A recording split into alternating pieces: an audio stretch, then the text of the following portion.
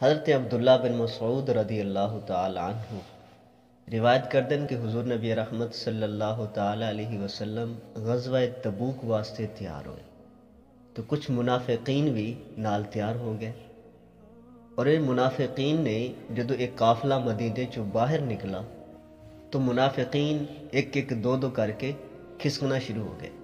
تو صحابہ عرض کر دے یا رسول اللہ صلی اللہ علیہ وسلم فلاں بندہ پیچھے رہ گیا ہے۔ تو آقا کریم علیہ السلام فرماندے کہ اگر اس دے وچ کوئی خیر ہوئی، کوئی بھلائی ہوئی تو اللہ تبارک و تعالیٰ ضرور تھوڑے نال ملا دے گا۔ اگر اس دے وچ کوئی خیر نہیں ہے، کوئی بھلائی نہیں ہے، مطلب وہ منافق ہے، تو پھر اللہ تبارک و تعالیٰ نے اس دے شر تو تھانوں بچا لیا ہے۔ تو صحابہ نے عرض کی تھی یا رسول اللہ صلی اللہ علیہ وسلم ابو ذر بھی پیچھے رہ گیا۔ آقا کریم علیہ السلام نے فرمایا کہ اگر ابو ذر دے وچ بھلائی ہوئی تو اللہ تبارک و تعالیٰ تھوڑے نال اس نوں ملا دے گا۔ ابو ذر غفاری رضی اللہ تعالیٰ عنہ دے پیچھے رہن جان دی وجہ یہ ہے کہ آپ جس سواری تے سوار ہے، جس اٹھ تے سوار ہے، وہ بہت سستا، وہ قافلے دے نال چل نہیں سکتا ہا۔ آپ بڑی کوشش کرتے رہے، بہت اس نوں حربے استعمال کیتے، بہت ہیلے استعمال کیتے، لیکن وہ قافلے دے نال نہ چل سکا۔ آپ پیچھے رہ گئے، آپ نے بڑی کوشش کی لیکن وہ اٹھ برابر چلن دے قابل نہیں آ۔ حضرت ابو ذر غفاری رضی اللہ تعالیٰ عنہ نے اپنا سامان اپنی کمر تے لدا اور آقا کریم علیہ السلام دے قدماں دے نشانات ویکھدے ہوئے انہوں دے پیچھے پیچھے چل پئے۔ صحابہ نے عرض کی یا رسول اللہ صلی اللہ علیہ وسلم کے پیچھے ایک بندہ آ رہا ہے، تنے تنہا ہے، کلا ہے۔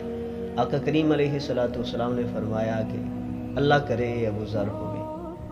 فرماندے نے کہ جدو قریب آیا تو ویکھا کہ واقعی ابو ذر ہاں۔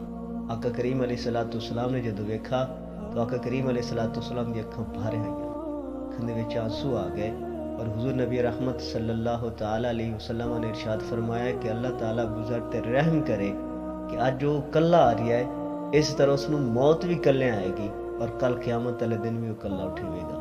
حضرت ابو ذر غفاری رضی اللہ تعالی عنہ حضرت سیدنا عثمان غنی رضی اللہ تعالی عنہ دے دور خلافت دے وچ ربضہ دے وچ قیام پذیر ہو گئے۔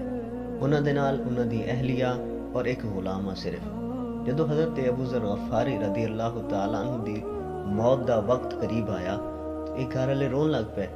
تو آپ نے فرمایا کہ رو نہیں، بلکہ تسی ایویں کرنا کہ مینوں غسل دے کے کفن دے کے باہر چوراہے تے رکھ دینا، اور جو لوگ بھی گزرن انہوں نے جا کے دسنا کہ رسول اللہ دے صحابی ابو ذر غفاری دی میت ہے، لہٰذا اس دی نماز جنازہ ادا کر دے۔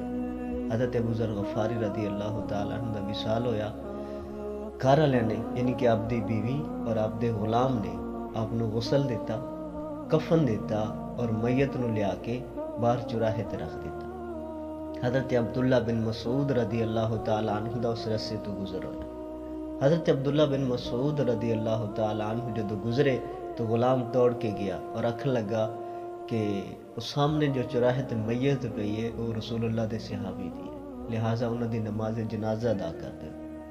تو حضرت عبداللہ بن مسعود پوچھن لگے کہ حضور دے کیڑے صحابی دی میت ہے؟ تو غلام آکھن لگا کہ اے رسول اللہ دے صحابی حضرت ابو ذر غفاری دی میت ہے۔ جدو حضرت عبداللہ بن مسعود نے سنا تو حضرت عبداللہ بن مسعود ڈھائی مار کے رون لگ۔ تو حضرت عبداللہ بن مسعود رضی اللہ تعالیٰ عنہ نے فرمایا کہ تبوک دے موقع تے آقا کریم علیہ السلام نے فرمایا ہا کہ ابو ذر اللہ تبارک و تعالیٰ تیرے تے رحم کرے کہ جی میں تو آج کلا آیا ہے اس طرح تینوں موت بھی کلے آئے گی اور کل قیامت والے دن بھی تو تنے تنہا اور کلا اٹھے گا۔